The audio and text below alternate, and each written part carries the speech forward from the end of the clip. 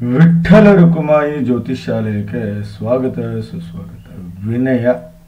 ವಿನಯ ಸ್ತ್ರೀ 7 ಜೂನ್ 1999 5 ಗಂಟೆ 30 ನಿಮಿಷ ಬೆಳಗ್ಗೆ ಹೊಸಕೋಟೆಯಲ್ಲಿ ಜನನ.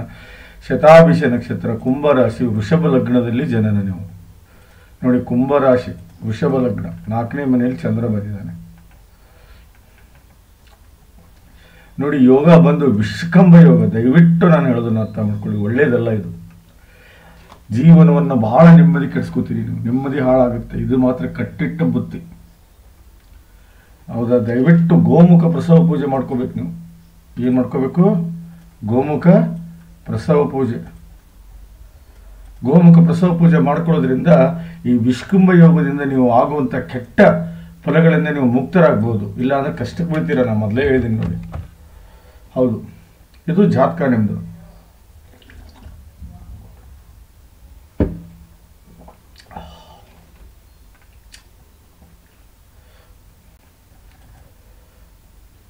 ನೋಡಿ, 1 ನೀವು ನಿಮ್ಮ ವ್ಯಕ್ತಿತ್ವ, 2 ವ್ಯವಹಾರ, 3 ಪರಾಕ್ರಮ, 4 ನಿಮ್ಮ ತಾಯಿ ಹಾಗೂ ಪ್ರಾಪರ್ಟಿ, 5 ವಿದ್ಯೆ, 6 ಕಷ್ಟ, 7 ದಾಂಪತ್ಯ, 8 ಶತ್ರು, 9 ಭಾಗ್ಯ, 10 ಕೆಲಸ,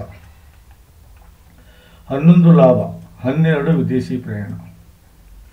ಯಾವುದೇ ಗ್ರಹ ಇರಲಿ, 0 to 6 ಆಗಲಿ ಅಥವಾ 24 to 29 ಆಗಲಿ ಇದ್ರೆ ಲಾಭ ಸಿಗಲ್ಲ. 6 ರಿಂದ 24 ಇರಬೇಕು. 0 to 6 ಅಂದರೆ 0 to 10 ಇಯರ್ಸ್ ಅಂತ ಅರ್ಥ. 24 to 29 ಅಂದರೆ 65 ರಿಂದ 100 ವರ್ಷ ಅಂತ ಅರ್ಥ. 6 ರಿಂದ 24 ಅಂದರೆ 15 ರಿಂದ 60 ವರ್ಷ ಅಂತ ಅರ್ಥ. ನೋಡಿ, ಇದನ್ನ ನಾವು ಬಾಲ್ಯಾವಸ್ಥೆ ಅಂತ ಕರೆದ್ರೆ, ಇದನ್ನ ನಾವು ವೃದ್ಧಾಪ್ಯಾವಸ್ಥೆ ಅಂತ ಕರಿತೀವಿ, ಇದನ್ನ ಯೌವನಾವಸ್ಥೆ ಅಂತ ಕರಿತೀವಿ. ಯೌವನಾವಸ್ಥೆಯಲ್ಲಿರುವಂಥ ಗ್ರಹ 100% ಫಲ ಕೊಡ್ತವೆ.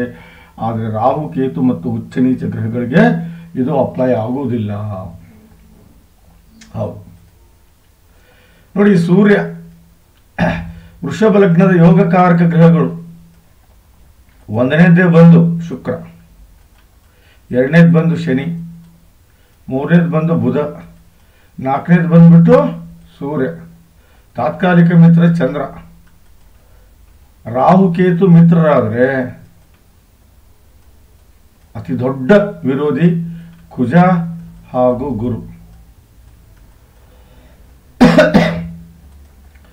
ನೋಡಿ, ಇದು 1, 4, 7, 10 ಕೇಂದ್ರ ಅಂತ ಕರಿತೀವಿ ನಾವು. 2ನ್ನ ಧನೇಶ, 11ನ್ನ ಲಾಭೇಶ ಅಂತ ಕರಿತೀವಿ. 1, 5, 9ನ್ನ ತ್ರಿಕೋಣ ಅಂತ ಕರಿತೇವೆ. 6, 8, 12ನ್ನ ಭಾರಿ ಕೆಟ್ಟ ಸ್ಥಾನ ಅಂತೇವೆ. 3 50-50.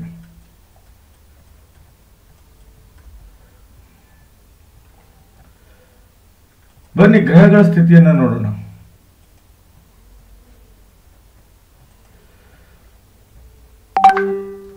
ಅಸ್ತಂಗತ ಯಾರು ಇಲ್ಲ, ಬಟ್ ನೀಚ ಗ್ರಹ ಯಾರು? ಶನಿ ಇದ್ದಾನೆ, ನೀಚ ಶನಿ.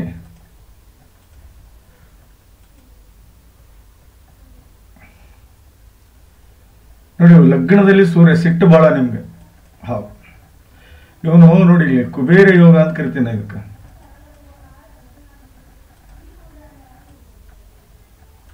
ಇದನ್ನ ಕುಬೇರ ಯೋಗ ಅಂತ ಕರಿತೀನಿ ನಾನು. ಹೌದು ನೋಡಿ, ಇಲ್ಲಿ ಸೂರ್ಯ 4ನೇ ಭಾವದ ಸ್ವಾಮಿ 1ನೇ ಭಾವದಲ್ಲಿ ಬಂದು ಕೂತಿದ್ದಾನೆ. ಸಿಟ್ಟು ಭಾಳ ಹೆಚ್ಚಿಗೆ ನಿಮ್ಗೆ. ಒಳ್ಳೇದು, ನೋ ಪ್ರಾಬ್ಲಮ್. ಸಿಟ್ಟು ಭಾಳ ಹೆಚ್ಚಿಗೆ. ಬಟ್ ಸೂರ್ಯನಿಂದ ಸರ್ಕಾರಿ ನೌಕರಿ ಸಿಗ್ಬೇಕಾಯ್ತು ನಿಮ್ಗೆ. ಇಲ್ಲಿ ಸರ್ಕಾರಕ್ಕೆ ಸಂಬಂಧಿಸಿದ ಜಾಬ್ ಮಾಡ್ಬೇಕು ನೀವು. ಹೌದು, ಬಟ್ ಸಿಟ್ಟು ಬಹಳ. ಇಲ್ಲೇ ನಿಮಗೆ ನೋಡಿ, ಇಲ್ಲೇ ನಿಮಗೆ 1 ಮತ್ತು 4ನೇ ಭಾವದ ಫಲ ಸಿಗುತ್ತೆ. ಹೌದು, ಒಳ್ಳೆ ವ್ಯಕ್ತಿತ್ವವನ್ನು ಹೊಂದಿರ್ತೀರಿ ನೀವು. ಹೌದು, ಒಳ್ಳೆ ಜವಾಬ್ದಾರಿತ ವ್ಯಕ್ತಿ ನೀವು.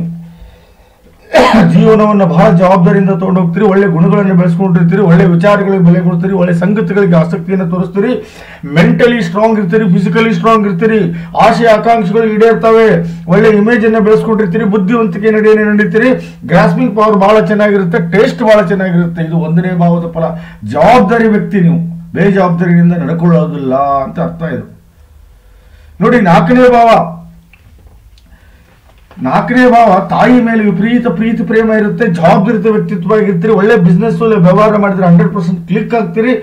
ನೆಮ್ಮದಿಯ ಬದುಕನ್ನು ಬದುಕ್ತೀರಿ. ಸುಖಮಯ ಜೀವನವನ್ನು ಸಾಗಿಸ್ತೀರಿ, ಒಳ್ಳೆ ಪ್ರಾಪರ್ಟಿ ಮಾಡ್ತೀರಿ. ಅದು ಅಲ್ಲದೆ ಎಜುಕೇಷನ್ ಬಹಳ ಚೆನ್ನಾಗಿರುತ್ತೆ. ಹಾರ್ಟ್ ರಿಲೇಟೆಡ್ ಪ್ರಾಬ್ಲಮ್ಸ್ ನಿಮ್ಗೆ ಬರೋದಿಲ್ಲ. ಹೊಂದಾಣಿಕೆಯ ಬದುಕನ್ನು ಬಯಸ್ತೀರಿ. ಮನೆಯ ಸ್ಥಿತಿಯನ್ನು ಎತ್ತರಕ್ಕೆ ತಗೊಂಡು ಹೋಗ್ತೀರಿ. ಸ್ಟೈಲ್ ಆಫ್ ಲಿವಿಂಗ್ ಹೈ ಇರುತ್ತೆ. ಮನೆಗೆ ಬಂದವ್ರನ್ನ ಪ್ರೇಮದಿಂದ ನೋಡ್ತೀರಿ. ಸಮಾಜದಲ್ಲಿ ಒಳ್ಳೆಯ ಹೆಸರು ಮಾಡೋದಲ್ದೇನೆ ವಜ್ರ ವೈಡೂರ್ಯ ಆಭರಣ ಇವನ್ನೆಲ್ಲ ಖರೀದಿ ಮಾಡ್ತೀರಿ. ಮನೆ ಹಾಗೂ ಶಾಪು, ಹೊಲ, ಈ ರೀತಿ ತೋಟ ಖರೀದಿ ಮಾಡುವಷ್ಟು ಕೆಪೇಬಲ್ ಆಗೇ ಹಾಕಿರಿ. ಇದು ಸೂರ್ಯ ಕೊಡುವಂಥ ಫಲ, 4ನೇ ಭಾವದ ಫಲ ಇದು. ಕುಬೇರ ಯೋಗ ಬಹಳ ದೊಡ್ಡ ರಾಜಯೋಗ ರೀ. ಒಂದು ತಂದೆಯಿಂದ ಆಸ್ತಿ ಬಂದಿರುತ್ತೆ ನಿಮಗೆ, ಇಲ್ಲ ತಾಯಿಯಿಂದ ಬಂದಿರುತ್ತೆ, ಇಲ್ಲ ಗಂಡನಿಂದ ಬರುತ್ತೆ, ಇಲ್ಲ ಸ್ವಂತ ನೀವು ಮಾಡ್ಕೋತೀರಾ. ಸಂಪತ್ತು, ಐಶ್ವರ್ಯ ಮತ್ತು ಇದು ನೆಮ್ಮದಿ, ಕಟ್ಟಿಟ್ಟ ಬುತ್ತಿ ಕುಬೇರ ಯೋಗದಲ್ಲಿ. ಯಾರ ಜಾತಕದಲ್ಲಿ ಕುಬೇರ ಯೋಗ ಆಗುತ್ತೋ ಅವ್ರಿಗೆ ಒಳ್ಳೆ ತಂದೆ ತಾಯಿ, ಅಣ್ಣ ತಮ್ಮ, ಅಕ್ಕ ತಂಗಿ, ಯಶಸ್ಸು, ಆರೋಗ್ಯ, ಐಶ್ವರ್ಯ, ಕೀರ್ತಿ, ಸಕಲ ಸಮರ್ಪಕ ಸಂಪೂರ್ಣ ಫಲವನ್ನು ಅನುಭವಿಸ್ತಾರೆ.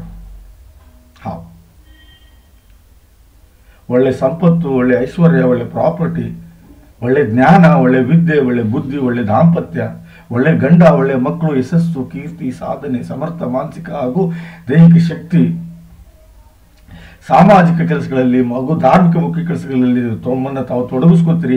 ಮಾನ, ಪ್ರತಿಷ್ಠೆ, ಅಂತಸ್ತು, ಸ್ಥಾನ, ಮಾನ, ಆರೋಗ್ಯ, ಆಯುಷ್ಯವನ್ನು ಪಡ್ಕೊಂಡು ಬಹಳ ಎತ್ತರ ಸ್ಥಾನದಲ್ಲಿರ್ತೀರಿ. ದೇವರು ನಿಮ್ಮನ್ನು ಬಹಳ ಸುಖಮಯವಾಗಿಟ್ಟಿರ್ತಾನೆ ಅಂತ ಎಷ್ಟು ಚಂದ ಬರೆದಿದ್ದಾನೆ ಯೋಗ ಚಂದ್ರಿಕೆಯಲ್ಲಿ ಕುಬೇರ ಯೋಗದ ಬಗ್ಗೆ. ನೋಡ್ಬೇಕು ನೀವು.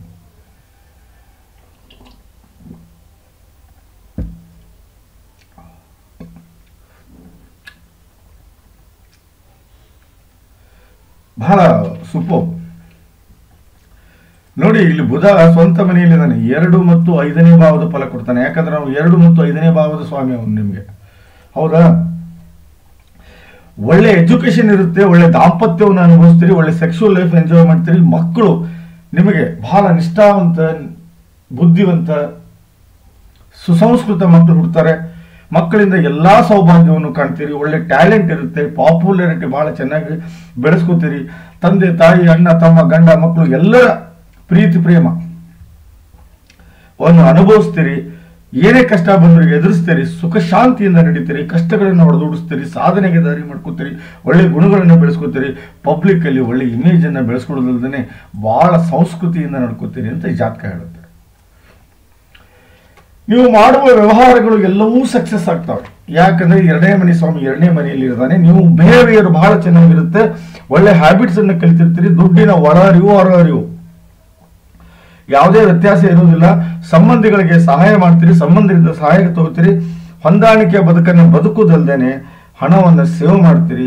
ಊಟದ ವಿಚಾರದಲ್ಲಿ ಸ್ವಚ್ಛಂದ ಮೆರೀತೀರಿ. ನಿಮ್ಮ ಹೊಂದಾಣಿಕೆ ಜೀವನ ಬಹಳ ಚೆನ್ನಾಗಿರುತ್ತೆ. ಪರಿವಾರದ ಸ್ಥಿತಿ ಬಹಳ ಎತ್ತರಕ್ಕೆ ಹೋಗ್ತೀರಿ. ಅದು ಅಲ್ಲದೇನೆ ಇನಿಷಿಯಲಿ ಬಹಳ ಒಳ್ಳೆ ಸ್ಟಡೀಸ್ ಮಾಡ್ತೀರಿ. ಮಾತಿನಲ್ಲಿ ಶುಚಿತ್ವವಾಗಿರುತ್ತೆ. ಮಾತಿನ ದಾಟಿ ಇಷ್ಟ ಆಗುತ್ತೆ. ಸಂಸ್ಕಾರವಂತರಾಗಿರ್ತೀರಿ. ಇದು 2ನೇ ಭಾವದ ಫಲ ನೋಡಿ.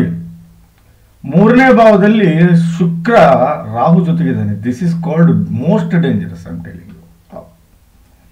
3ನೇ ಭಾವ ಫಲ ಅನುಭವಿಸ್ತೀರಿ. ಶುಕ್ರ 3ನೇ ಭಾವ ಫಲವನ್ನು ಅನುಭವಿಸ್ತೀರಿ, ಇಲ್ಲ ಅಂತ ಹೇಳ್ತಾ ಇಲ್ಲ. But this is called a ಲಂಪಟ ದೋಷ. ಬಹಳ ಕೆಟ್ಟ ದೋಷ ರೀ ಇಲ್ಲಿ. ಏನಾಗುತ್ತೆ ಅಂದ್ರೆ ಲಂಪಟ ದೋಷದಲ್ಲಿ ಒಂದು ಹೊನ್ನನ್ನು ಕಳ್ಕೊತೀರಿ. ಹೊನ್ನಂದ್ರೆ ಹಣ, ಇಲ್ಲ ಮಣ್ಣನ್ನು ಕಳ್ಕೊತೀರಿ, ಇಲ್ಲ ಆಸ್ತಿ, ಇಲ್ಲ ನೆಮ್ಮದಿಯನ್ನು ಕಳ್ಕೊತೀರಿ. ನೆಮ್ಮದಿ ಜೀವನ ಇರೋದಿಲ್ಲ. ಇಲ್ಲ ಅಂದ್ರೆ ಗಂಡನಿಂದ ದೂರ ಆಗಿರ್ತೀರಿ, ಇಲ್ಲ ಗಂಡನ ಜೊತೆಗೆ ಹೊಂದಾಣಿಕೆ ಇರೋದಿಲ್ಲ, ಇಲ್ಲ ಜೂಜಲ್ಲಿ ಅಥವಾ ಹಣದಲ್ಲಿ ಮೋಸ ಹೋಗ್ತೀರಿ. ಇದಕ್ಕೆ ಲಂಪಟ ದೋಷ ಅಂತ ಕರೆಯೋದು. ಶುಕ್ರ ಮತ್ತು ರಾಹುವಿನ ಯುತಿ ಒಳ್ಳೆಯದಲ್ಲ ತಾಯಿ. It's not good.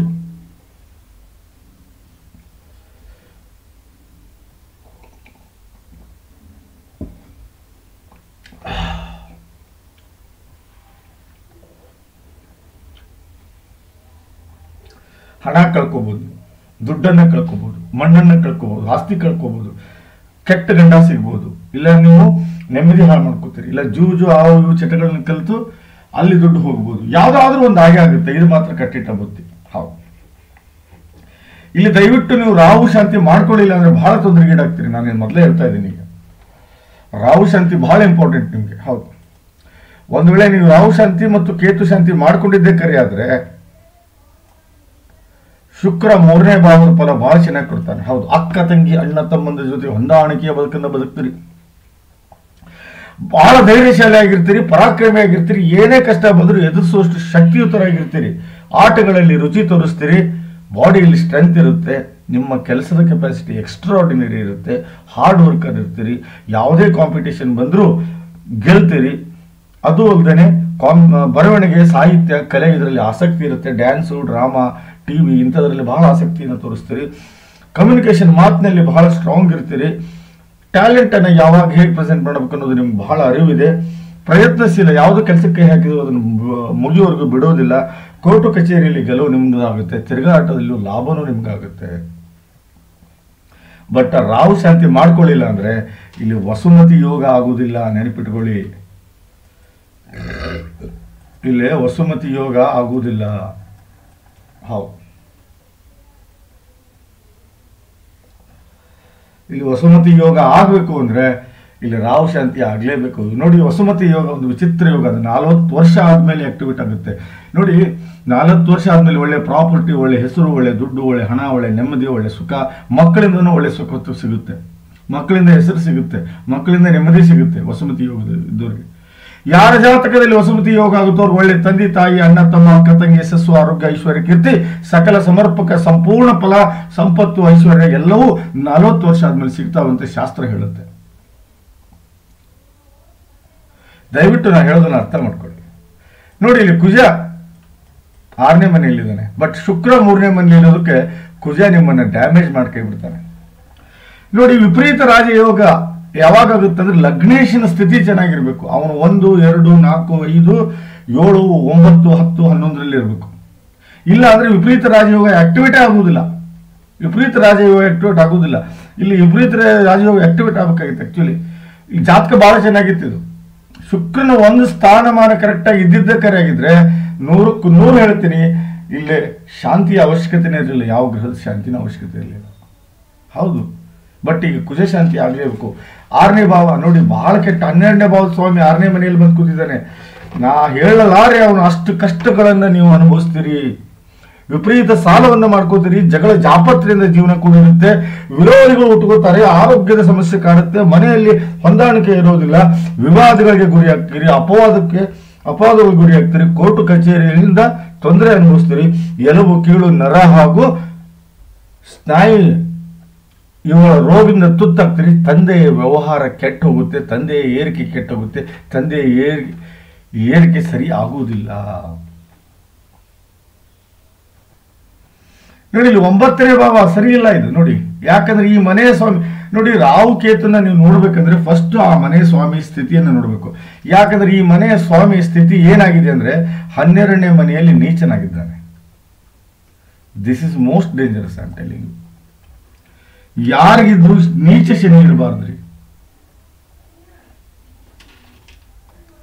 ಕೇತು ನೋಡಿ, ಇಲ್ಲಿ ಕೇತು ನೀಚ ಇದೆ. ಯಾಕಂದ್ರೆ ಆ ಮನೆಯ ಸ್ವಾಮಿ 12ನೇ ಮನೆಯಲ್ಲಿ ನೀಚ ಆಗಿದ್ದಾನೆ. ವಿಪರೀತ ರಾಜಯೋಗ ಬರಬೇಕಾಗಿತ್ತು. ಆದ್ರೆ ಶುಕ್ರ ಸ್ಥಿತಿ ಸರಿ ಇಲ್ಲಲ್ಲ. ಶುಕ್ರ 3ನೇ ಮನೆಯಲ್ಲಿ ರಾಹು ಪೀಡಿತನಾಗಿದ್ದಾನೆ. ಹಾಗಾಗಿ ಇಲ್ಲಿ ಕೇತು ಕೆಟ್ಟವನೇ ಇಲ್ಲಿ. ಹೌದು, ಗುರುವಿನ ಆಶೀರ್ವಾದ ಸಿಗೋದಿಲ್ಲ. ಧರ್ಮವನ್ನು ನೀವು ಅರ್ಧಮರ್ಧ ನಂಬ್ತೀರಿ. ಭಾಗ್ಯವಂತರಲ್ಲ. ಏನೇ ಇಷ್ಟಪಟ್ಟರು ಪ್ರಾಪ್ತಿಯಾಗುವುದಿಲ್ಲ. ತಂದೆಯ ಜೊತೆಗೆ ಸಂಬಂಧ ಸರಿ ಇರುವುದಿಲ್ಲ. ಸಾಧನೆಗೆ ದಾರಿ ಸಿಗುವುದಿಲ್ಲ. ಸುಖಮಯ ಜೀವನ ಕಷ್ಟ ಆಗುತ್ತೆ. ಬಹಳ ಕಷ್ಟಪಟ್ಟು ಗೆಲುವು ಸಾಧಿಸಬೇಕಾಗುತ್ತೆ. ಸಂಬಂಧಿಗಳು ದೂರ ಆಗ್ತಾರೆ. ದೇವರ ಆಶೀರ್ವಾದ ಬೇಗ ಸಿಗಲ್ಲ. ಅನ್ಲಕ್ಕಿ ವುಮೆನ್ ಅಂದ್ರೂ ಅಡ್ಡಿ ಇಲ್ಲ. ಪಾಪದ ಕೆಲಸ ಮಾಡಿಸ್ತಾನೆ ಕೇತು. ಮನೆಯಲ್ಲಿ ನೆಮ್ಮದಿ ಹಾಳು ಮಾಡ್ತಾನೆ. ನೆನಪಿಟ್ಕೊಳ್ಳಿ ವಿನಯ ಅವರೇ.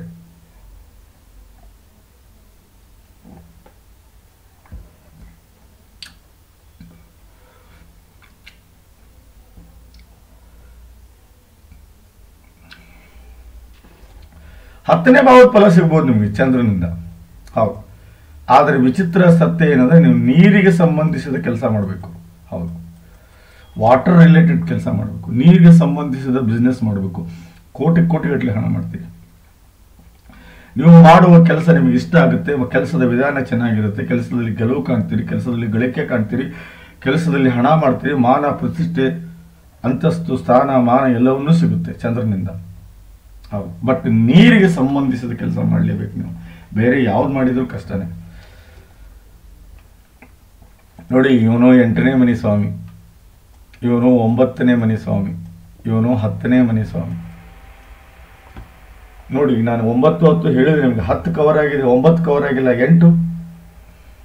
ಬಹಳ ಕೆಟ್ಟ ಘಟನೆಗಳು ನಡೀತಾವೆ ನಿಮ್ಮ ಜೊತೆಗೆ. ಆಕ್ಸಿಡೆಂಟ್ಸ್ ಆಗ್ಬೋದು, ರೋಗ ರುಜಿನಗಳಿಗೆ ತುತ್ತಾಗ್ಬೋದು, ಜಗಳ ಹೊಡೆದಾಟದಲ್ಲಿ ಪ್ರಾಣಕ್ಕೆ ಅಪಾಯ ಆಗ್ಬೋದು, ಬಹಳ ಕೆಟ್ಟ ಸಮಯ ನೀವು ತಗೋಬೋದು. ದಯವಿಟ್ಟು ನಾನು ಹೇಳೋದನ್ನ ಅರ್ಥ ಮಾಡ್ಕೊಳ್ಳಿ. ಇಲ್ಲಿ ಬಹಳ ನೋಡಿ, ಇಲ್ಲಿ ನಾನು ಹೇಳೋದನ್ನ ಅರ್ಥ ಮಾಡ್ಕೊಳ್ಳಿ.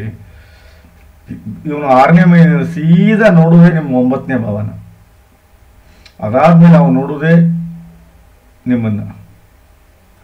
ನೋಡಿ, 6ರಲ್ಲಿ ಕಷ್ಟಗಳನ್ನು ಕೊಡ್ತಾನೆ, 9ರಲ್ಲಿ ಫ್ಯೂಚರೇ ಹಾಳು ಮಾಡ್ತಾನೆ, 12ರಲ್ಲಿ ರೋಗ ರುಜಿನಿಗೆ ನಿಮ್ಮನ್ನ ತುತ್ತು ಮಾಡ್ತಾನೆ, 1ರಲ್ಲಿ ತಪ್ಪು ನಿರ್ಧಾರಕ್ಕೆ ದಾರಿ ಹಾಕ್ತೀರ. ಅದೇ ರೀತಿ ಶನಿನೂ ಅಷ್ಟೇ, ನಿಮಗೆ ವ್ಯವಹಾರಗಳನ್ನು ಕೆಡಿಸ್ತಾನೆ. ಆಮೇಲೆ ಸೀದಾ ಕುಜನ್ ನೋಡ್ತಾನೆ, ಆಮೇಲೆ ಸೀದಾ 9ನೇ ಮನೆ ನೋಡ್ತಾನೆ. This is most dangerous. ನಾ ಹೇಳ್ತೀನಿ ನಿಮಗೆ. ಅದೇ ರೀತಿ ಗುರುನು ಅಷ್ಟೇ. ನೋಡಿ, ಗುರು 12ನೇ ಮನೆ ನೋಡಿ, ಸೀದಾ ನಿಮ್ಮ 4ನೇ ಭಾವ ನೋಡ್ತಾನೆ, ಮನೆಯಲ್ಲಿ ನೆಮ್ಮದಿ ಹಾಳು ಮಾಡ್ತಾನೆ. 6ನೇ ಭಾವ ನೋಡ್ತಾನೆ, 8ನೇ ಭಾವ ನೋಡ್ತಾನೆ. ಮೋಸ್ಟ್ ಡೇಂಜರಸ್ ಗುರು ಇಲ್ಲಿ. ಹೌದು, ದಯವಿಟ್ಟು ನಾನು ಹೇಳೋದನ್ನ ಅರ್ಥ ಮಾಡ್ಕೊಳ್ಳಿ. ಹೌದು, ಜಾತಕ ಬಹಳ ಕೆಟ್ಟಿದೆ ವಿಣಿ ಅವರೇ. ದಯವಿಟ್ಟು ಒಮ್ಮೊಮ್ಮೆ ಬೇಸರ ಆಗ್ಬಿಡುತ್ತೆ ಹೇಳಕ್ಕೆ. ಇಲ್ಲಿ ಗುರು ಶಾಂತಿ ಆಗಬೇಕು, ಇಲ್ಲಿ ಶನಿ ಶಾಂತಿ ಆಗಬೇಕು, ಇಲ್ಲಿ ಕುಜ ಶಾಂತಿ ಆಗಬೇಕು, ಪ್ಲಸ್ ನಾಗ ಪ್ರತಿಷ್ಠಾಪನೆ ಆಗಬೇಕು, ಪ್ಲಸ್ ಗೋಮುಖ ಪೂಜೆ ಆಗಬೇಕು. ಇವು ಯಾವ ಆಗಲಿಲ್ಲ ಅಂದರೆ ನೀವು ನೆಮ್ಮದಿಯಿಂದ ಇರೋಕ್ಕಾಗೋದಿಲ್ಲ ವಿನಯ ಅವರೇ.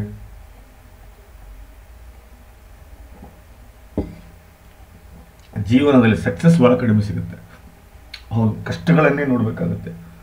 ಅಪವಾದ ಅಂಕರು ಹೊತ್ತೇ ಹೊರ್ತೀರ ನೀವು. ಕೇತು ಬಿಡಲ್ಲ ಅವನು. ಕೇತು ನಿಮ್ಮ ಮೇಲೆ ಅಪವಾದ ವರ್ಷೇ ಹೊರಿಸ್ತಾನೆ, ಅದರಲ್ಲಿ ಸಂಶಯನೇ ಇಲ್ಲ. ಬನ್ನಿ ನಿಮ್ಮ ದಾಂಪತ್ಯದ ಕಡೆ ನೋಡೋಣ ಹೇಗಿದೆ ಅಂತ. ಶುಕ್ರ ನೀಚ ನೋಡಿ, 7ರಲ್ಲಿ ಬುಧ ಇದ್ದಾನೆ, ಕುಜ 6ರಲ್ಲಿದ್ದಾನೆ. ಇಲ್ಲ, ದಾಂಪತ್ಯ ಬಹಳ ಕಷ್ಟ ಇದೆ ಇವ್ರೆ.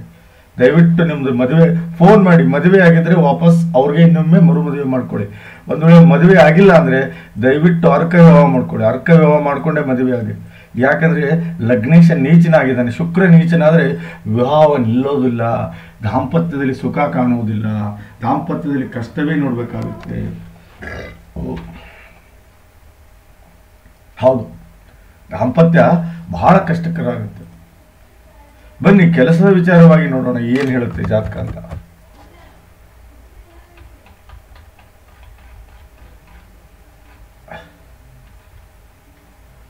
ನೋಡಿ, ನಾಲ್ಕನೇ ಮನೆಯಲ್ಲಿ ಶನಿ, 12ನೇ ಮನೆಯಲ್ಲಿ ಶುಕ್ರ, ಬುಧ ಬಂದು 3ನೇ ಮನೆಯಲ್ಲಿ ವಿರೋಧಿ ಇದು ಕುಜ ಬಂದು ಅಂಗಾರಿಕ ದೋಷ ಮಾಡಿದ್ದಾನೆ. ಕೆಲಸದಲ್ಲೂ ಅಷ್ಟು ಹೇಳ್ಕೊಳ್ಳೋಷ್ಟು ಆಗುದಿಲ್ಲ. ಶಾಂತಿ ಮಾಡಿಸ್ಕೊಳ್ಳಿ. ಕುಜ ಗುರು ಶನಿ ಶಾಂತಿ ಇವು ಆಗ್ಲೇಬೇಕು. ಗೋಮುಖ ಪ್ರಸವ ಪೂಜೆ ಆಗಬೇಕು. ನಾ ಹೇಳೋದನ್ನ ಸರಿಯಾಗಿ ಅರ್ಥ ಮಾಡ್ಕೊಳ್ಳಿ. ಸುಮ್ಮನೆ ರಿಸ್ಕ್ ತಗೋಬೇಡಿ. ಇವರೇ ಯಾರು ನಿಮ್ಮ ಹೆಸರು ವಿನಯ ಅವರೇ, ಯಾವ ದಶೆಯಲ್ಲಿದ್ದೀರಾ ಈಗ ನೋಡಿ. ನೀವು ಇರೋದೇ ಶನಿ ದಶೆಯಲ್ಲಿ. ಈಗ ಬಹಳ ಕಷ್ಟದಲ್ಲಿದ್ದೀರಾ ನೀವು. ನಿಜವಾಗ್ಲೂ ಹೇಳ್ತೀನಿ, ಬಹಳ ಕಷ್ಟ ಅಂದರೆ ಬಹಳ ಕಷ್ಟ. ಫೋನ್ ಮಾಡಿ ದಯವಿಟ್ಟು ನೋಡಿ. ನಾನು ಹೇಳೋದನ್ನ ನಾಗ ಪ್ರತಿಷ್ಠಾಪನೆ ಆಗಬೇಕು 1ನೇದ್ದು, ಗೋಮುಖ ಪೂಜೆ ಆಗಬೇಕು 2ನೇದ್ದು, 3ನೇದ್ದು ಅರ್ಕ ವಿವಾಹ ಆಗಬೇಕು. ಕರೆಕ್ಟಾ? ಒಂದು ವೇಳೆ ಮದುವೆ ಆಗಿದ್ರೆ ನೀವು ಮರು ಮದುವೆ ಮಾಡ್ಕೋಬೇಕು. ಇಲ್ಲ ಅಂದರೆ ಕುಜ ಹಾಗೂ ಗುರು ಹಾಗೂ ಶನಿ ಶಾಂತಿ ಇವು 2 ಆಗಲೇಬೇಕು. ಹೌದು, ಪ್ಲಸ್ ಆಕಳ ದಾನನೂ ಮಾಡಬೇಕು ನೀವು. ಯಾಕಂದರೆ ಬಹಳ ಕಷ್ಟ ಇದೆ. ಕುಜ ಗುರು ಶನಿ 3, ಶನಿ ನೀಚ ಶನಿ ಈ ಹಿಂಸೆ ಕೊಟ್ಬಿಡ್ತಾನೆ ನಿಮಗೆ. ಆರೋಗ್ಯದ ಸಮಸ್ಯೆ ಕೊಟ್ಬಿಡ್ತಾನೆ. ಹೇಳಕ್ ಬರಲ್ಲ, ಏನ್ ಮಾಡ್ತಾನೋ ಗೊತ್ತಿಲ್ಲ. ಪ್ರಾರಬ್ಧ ಕರ್ಮ ನಾವೇ ಅನುಭವಿಸ್ಬೇಕಲ್ಲ ಇಲ್ಲಿ. ನೋಡಿ, ನಾನು ಈಗ ಕುಜ ಗುರು ಶನಿ 3 ಮಂತ್ರ ಹೇಳ್ತೀನಿ, ನೋಡಿ ಕರೆಕ್ಟಾಗಿ ಕೇಳಿಸ್ಕೊರಿ.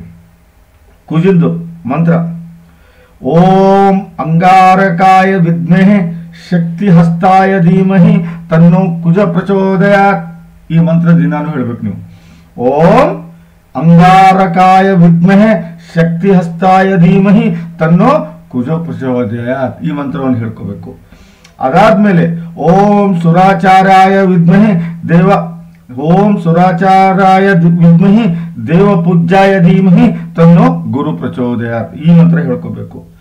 ಆಮೇಲೆ ಓಂ ಕಾಕಧ್ವಜಾಯ ವಿದ್ಮಹಿ ಖಡ್ಗಹಸ್ತಾಯ ಧೀಮಹಿ ತನ್ನೋ ಶನಿ ಪ್ರಚೋದಯಾತ್. ಈ ಮಂತ್ರ 3 ಮಂತ್ರಗಳನ್ನು ನೀವು ಡೈಲಿ ಹೇಳ್ಕೊಂಡ್ರೆ ಸ್ವಲ್ಪ ರಿಲ್ಯಾಕ್ಸೇಷನ್ ಸಿಗುತ್ತೆ ಅಂತ ಹೇಳ್ತಾ ಈ ಜಾತಕದ ವಿಶ್ಲೇಷಣೆ ಮುಗಿಸ್ತಾ ಇದ್ದೀನಿ. ನಮಸ್ಕಾರ.